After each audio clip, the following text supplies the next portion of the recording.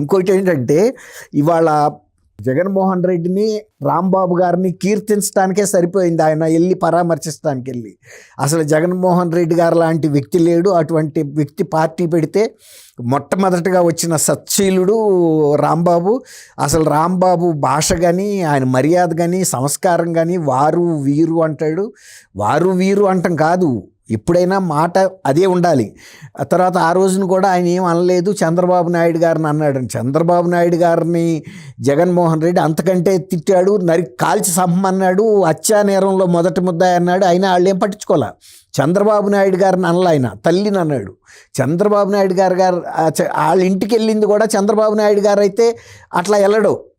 మహిళలు వెళ్ళారు.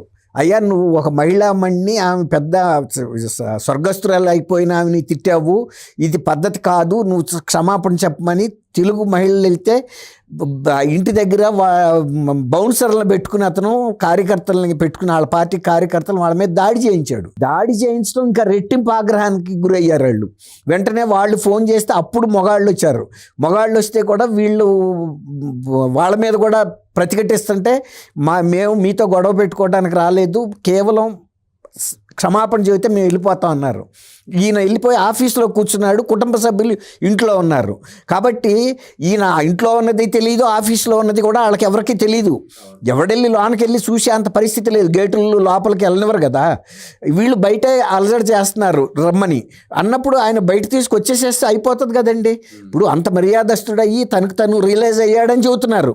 రియలైజ్ అయ్యి మనసులో అనుకుంటే ఏం లాభం? ఇప్పుడు బయటకు చెప్పాలి.